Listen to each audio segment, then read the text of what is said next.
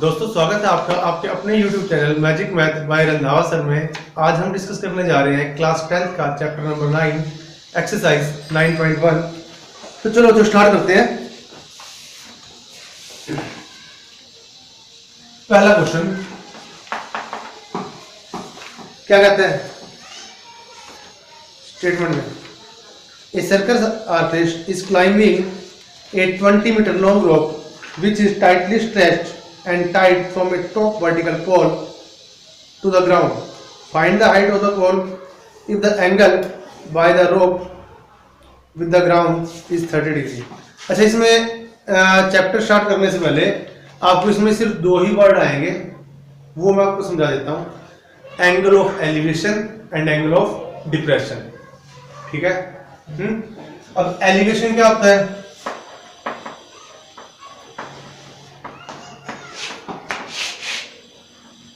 Elevation का भी नाम सुना है? एलिवेटर क्या होती है? ऊपर चढ़ते हैं या फिर लिफ्ट। हाँ, जो एलिवेटर लिफ्ट टाइप की। तो एंगल ऑफ एलिवेशन क्या होता है? जब आप यहाँ पे हो, ठीक है जी, यहाँ से जब आप अपनी आंखों से ऊपर की तरफ देखते हो, ठीक है, ऐसे देखते हो ना, तो आपकी आईज का जो लेवल होता है उससे ऊपर की तरफ जो एंगल बनता है, जो भी बनेगा 10, 20, थोड़ा नजदीक से देखेंगे थोड़ा कम बनेगा, थोड़ा ज्यादा ऊपर देखेंगे ज्यादा बन जाएगा। ठीक है। तो आपके आईज के लेवल से ऊपर का जो एंगल होता है इसको हम बोलते हैं एंगल ऑफ एलिवेशन। ठीक है, यानी अगर आप बैठे बैठे कोई चीज ऊपर की तरफ देख रहे हो, ठीक है जी, इसको हम बोलते हैं एंगल ऑफ एलिवेशन। और एक वर्ड होता है एंगल ऑफ डिप्रेशन। डिप्रेशन क्या होता है? नीचे देखना। डिप्रेशन वर्ड भी सुना होगा। क्या होता है डिप्रेशन? डॉक्टर कहते हैं डिप्रेशन में चला गया है क्या? हाँ, डिप्रेशन में चला मतलब सर को बदलना, वो माय गॉड, ऐसे होता है ना। डिप्रेशन के लिए ऐसी फोटो आई मिलती है, नहीं अब डिप्रेशन में तो नहीं है, ऐसे होता है। तो यानी डिप्रेशन एक्चुअली में होता क्या है? यहाँ पे एंगल ऑफ डिप्रेशन, जब आप नीचे की तरफ आपका फेस हो जाए ऐसे, जब आप नीचे की तरफ देख के सोचते हैं तो आपकी आईज लेवल से जो नीचे वाला एंगल है ऐसे, ठीक है जी, इसको हम बोलते हैं एंगल ऑफ डिप्रेशन। समझ रहे? तो डिप्रेशन वर्ड है, नीचे की तरफ देख रहे हैं तो आईज लेवल से जो नीचे की तरफ एंगल बनेगा एंगल ऑफ डिप्रेशन। और एलिवेशन उम्मीद भी कह सकते हैं या फिर एलिवेटर वाली सीढ़ियां भी कह सकते हो आप। ठीक है, तो वो कैसे? तो जब आईज लेवल से ऊपर की तरफ आप देखते हो वो जो एंगल बनता है वो एंगल ऑफ एलिवेशन। समझ में आ गया? चलिए, बस पूरी एक्सरसाइज में यही दो चीजें समझाने की थी। अब क्वेश्चन देखिए। क्वेश्चन, पहले क्वेश्चन की स्टेटमेंट पढ़े।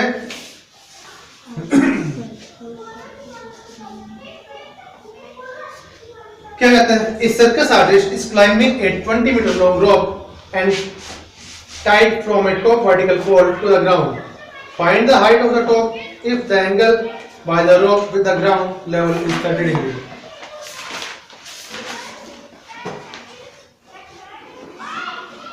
ये चीजें देखिए। जो ये पोल है, पोल के साथ ये ग्राउंड लेवल है, इसके साथ एक रस्सी बंधी हुई है और रस्सी की हाइट कितनी है? 20 मीटर। ठीक है जी। यहाँ पे जो आपका सर्कस वाला आर्टिस्ट है यहाँ पे चल रहा है, ठीक है, जो भी आप डालेंगे, ठीक है जी, रस्सी से चढ़ रहा है या ऊपर से उतर रहा है, हमें कोई मतलब नहीं इससे। इन्होंने पूछा क्या है? Find the height of the pole. Pole की हाइट पूछी गई है, ओके, ग्राउंड लेवल से। ग्राउंड लेवल ये वाला। नहीं, मेन तो पोल की हाइट पूछी है ना, और एंगल कौन सा दे रखा है? 30 degree. If the angle by the rope with the ground, जो रोप है ये ग्राउंड के साथ, देखिए ये वाला एंगल, ये वाली रोप है, ग्राउंड के साथ जो एंगल बना रही है वो कितना है? 30। ग्राउंड के साथ बोला है ना, पोल के साथ तो नहीं बोला। तो ये आपकी ट्रायंगल कुछ ऐसी बन जाएगी फिगर आपकी ABC। ओके, तो आप यहाँ पे सॉल्यूशन में लिख लीजिए let AB be the height of pole, figure के अकॉर्डिंग। ठीक है, and AC be the length of rope.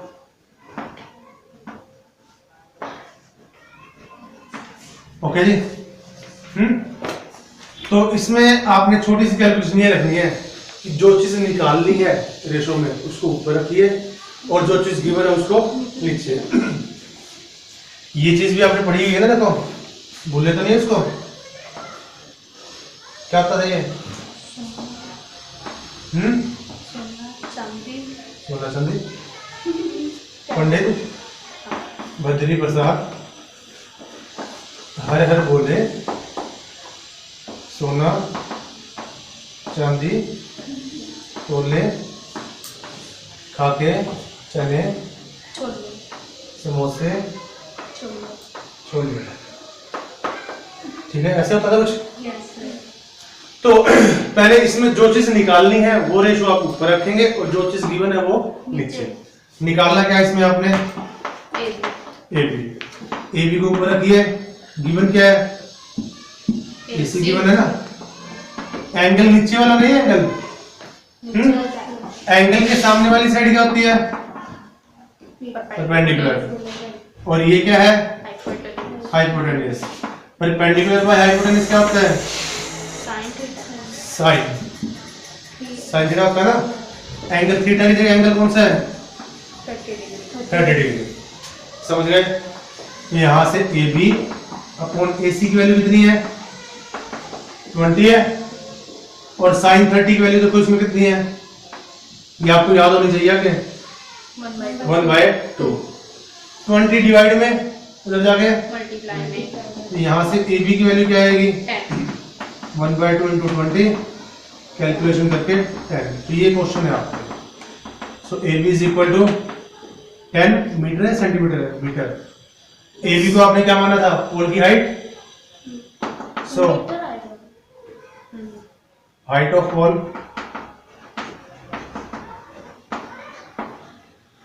Is equal to 10 metre. तो बताइए कोई मुश्किल है क्वेश्चन? इजी है ना? ओके, कर दो ना इसको। वो वाली टेबल नोट करके रखें क्योंकि मैं उसको रब कर रहा हूँ।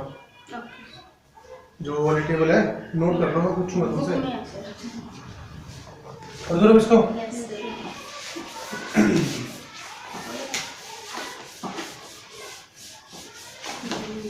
आज तो चलो आप टेबल में से देख के बता दीजिए। कल आपसे जो इसकी वैल्यू पूछूंगा बिना टेबल के देख के पूछूंगा आपसे। ठीक है? और बिना टेबल देख के अगर आपको वैल्यू याद नहीं मिली तो आपको पता है क्या करना है? टेबल 5 बार लिखनी है। हाँ, इसलिए पहले याद करके आना। ठीक है? अगर एक भी एंगल में मिस होगी तो। सेकंड क्वेश्चन देखिए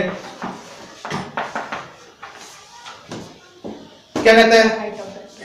A tree breaks due to storm and the broken part bends so that the top of the tree touches the ground, making an angle of 30 degree with it.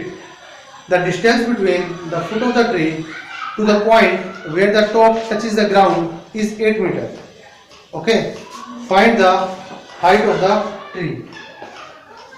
समझ में आ रहा है? नहीं आ रहा। एक ट्री था, okay, उसकी ब्रांच नीचे। तूफान आया, ट्री गिर गया, नहीं टूट गया बीच से, यहां से ऐसे टूट गया। समझे? ऐसे टूटने से क्या हुआ? ग्राउंड के साथ 30 डिग्री एंगल होगा। So that the top of the tree touches the ground, making an angle of 30 degree with the ground. जो उसके ट्री का टॉप था उसने नीचे ग्राउंड के साथ कितने का एंगल बनाया? 30 डिग्री का। समझ गए? Yes, sir. और आगे क्या बोला इन्होंने? The distance between the foot of the tree to the point where the top touches the ground is 8 meter. जो ट्री का फुट है वहां से जहां पे ट्री का टॉप टच हुआ है ये डिस्टेंस कितना दे रखा है? 8 मीटर। ओके,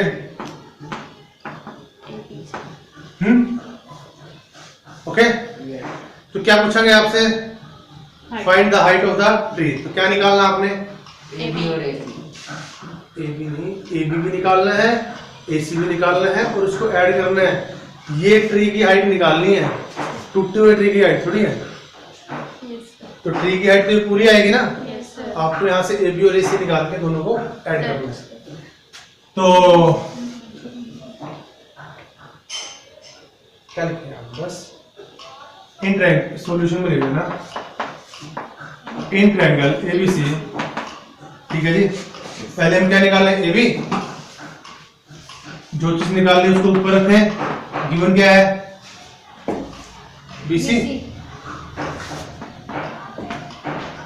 सॉल्यूशन में ये लिख लेना, लेट बीसी विद डिस्टेंस जो भी है, okay, of the foot of tree to from top of tree. ठीक है, थोड़ा सा तो यहाँ से A B upon B C, तो बताइए क्या आएगा। ए बी क्या है, निकालना तो निकालना तो है क्या, परपेंडिकुलर। और बी सी क्या है, परपेंडिकुलर बाय बेस क्या होता है, पी बाय बी क्या होता है, P by B. P by B cot होता है, टेंजेंट होता है, टेंजेंट। और एंगल कितने का है, 30 का। ए बी आपने निकालना है, बी सी आपका 8 है, टेंजेंट 30 की वैल्यू 1/√3। तो 8 को उधर ले जाएं, ए बी कितना आएगा, 8/√3। Okay,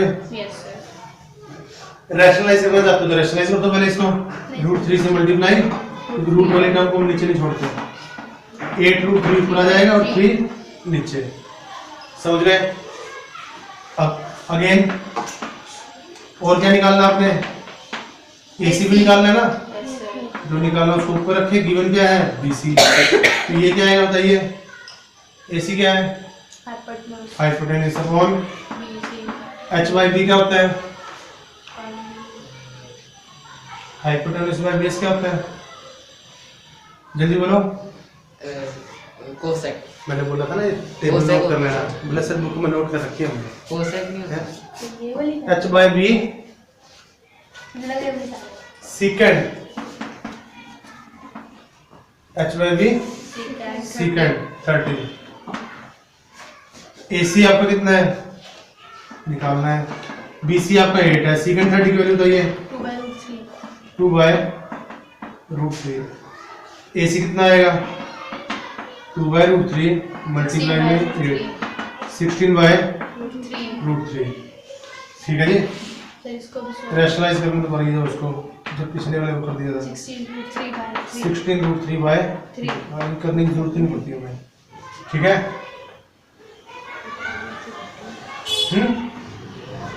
now height of tree पूछा है ना इन्होंने। हाइट ऑफ ट्री क्या है बताइए, A B plus A C. A B आपका कितना है, 8√3/3 प्लस ए सी कितना है, 16√3/3।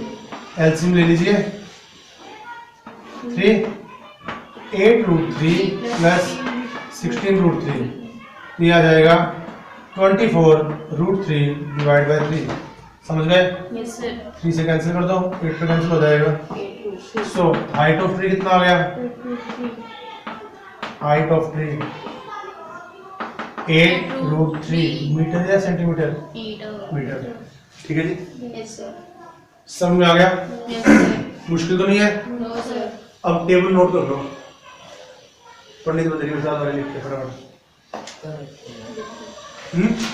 हर एक क्वेश्चन में यही है। नेक्स्ट क्वेश्चन,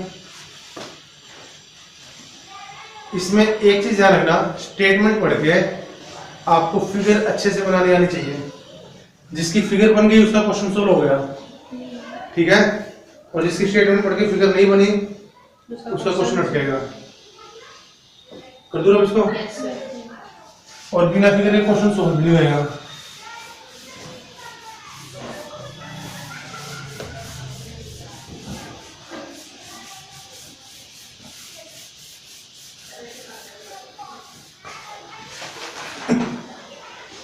अगला क्वेश्चन देखिए, क्वेश्चन नंबर 3 क्या कहता है क्वेश्चन नंबर 3 में? A contractor plans to install 2 slides for the children to play in a park. For the children below the age of 5 years, she prefers to have a slide whose top is 1.5 meter high and is inclined at an angle of 30 degrees. Whereas for elder children, she wants to have a sleep slide at a height of 3 meters and inclined at the angle of 60 degrees to the ground. What should be the length of the slides in each case? बात समझ में आ रही है? Yes sir. Slides कौन से होते हैं? झूले बनाना चाहती है वो, ठीक है जी, स्लाइड करने वाले, एक बच्चों के लिए और एक बड़े बच्चों के लिए। सर 5 ही क्वेश्चन 5 करा देना। ठीक है, जो छोटे बच्चों के लिए है उन्होंने हाइट कितनी रखी उसकी टॉप की स्लाइड की? जो छोटे बच्चों के लिए है उसने स्लाइड की जो हाइट है वो कितनी रखी है? 1.5 मीटर, ठीक है। और वो स्लाइड है वो इतनी, वो ग्राउंड के साथ कितने का एंगल बना रही है? 30 डिग्री का, यही है ना? नहीं, ठीक है। और जो बड़े बच्चों के लिए है उसकी हाइट कितनी है? 3 मीटर तो उसकी हाइट है, ठीक है। और वो ग्राउंड के साथ कितने का एंगल बना रही है स्लाइड? 60 का। और उन्होंने क्वेश्चन क्या पूछा है? What should be the length of the slides? Slides की लेंथ क्या होनी चाहिए, मतलब कौन सी वाली length?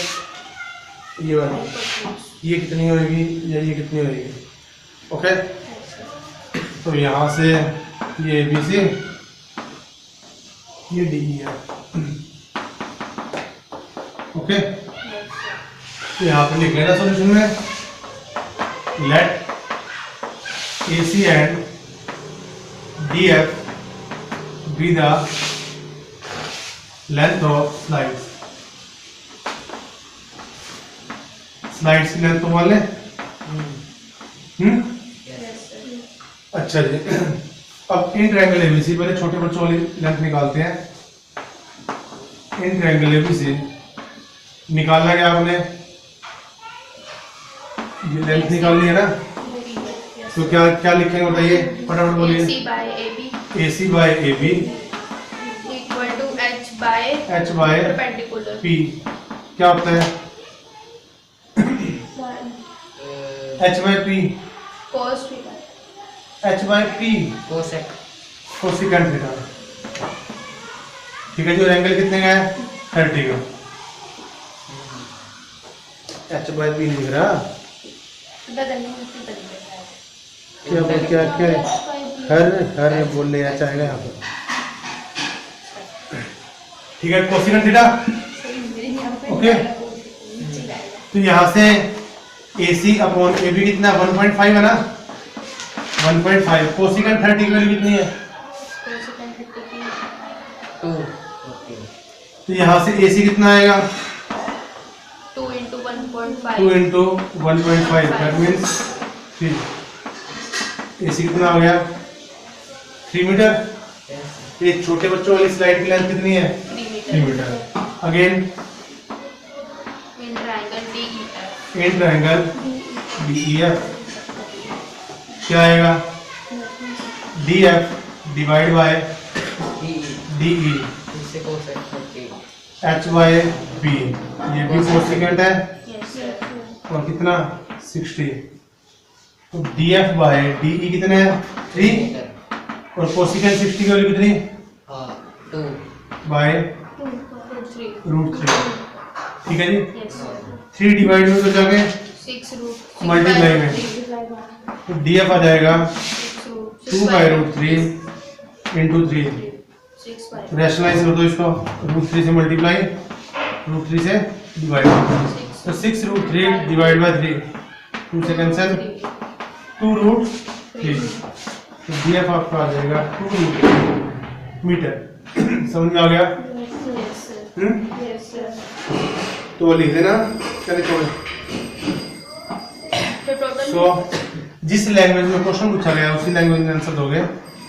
Length of slide for the children below 5 years, छोटे बच्चों वाले की लेंथ कितनी आई है? 3 metre 3 3 metre. And length of slide for the children या फिर एल्डर चिल्ड्रन अबव 5 years कह दे, अबव 5 years जो भी है वो 2√3 मीटर। समझ में आ गया? मुश्किल तो नहीं है क्वेश्चन? अगला क्वेश्चन देखिए, कर दो इसको, कर दो। Yes, sir.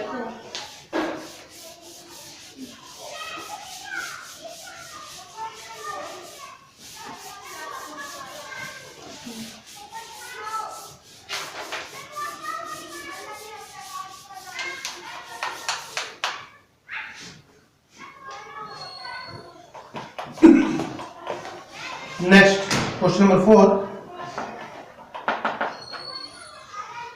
क्वेश्चन नंबर 4 में क्या कहते हैं?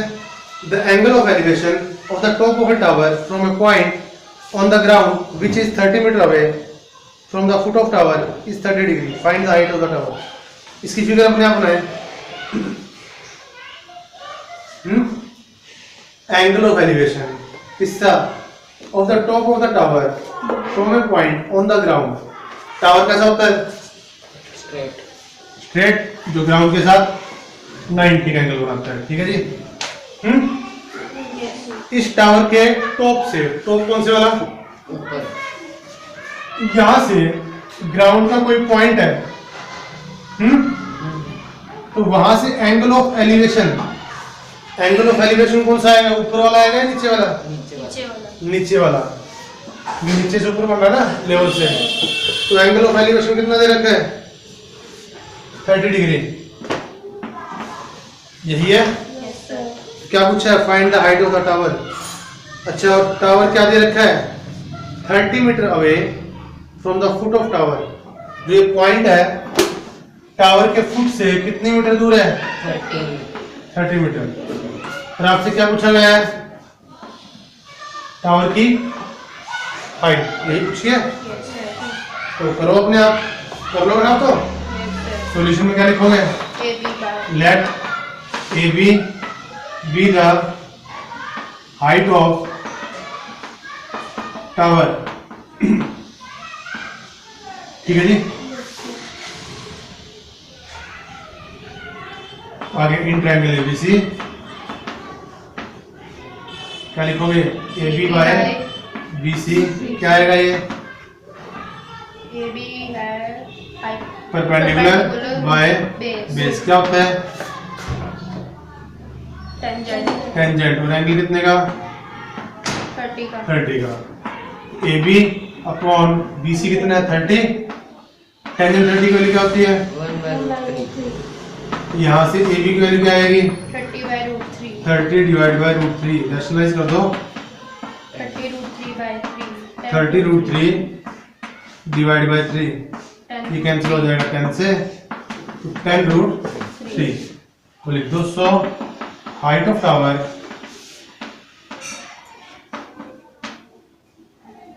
Is equal to 10√3 metre.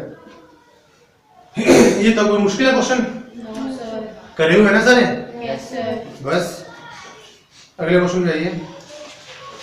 कितने क्वेश्चन है इसमें? 16। 4 दिन लगेंगे कम से कम। कर दो इसको। 4 में 3 लग गए। कर दो यस सर। तो कितने करा दो? आज 6-7 एक दिन में 5 करा दो।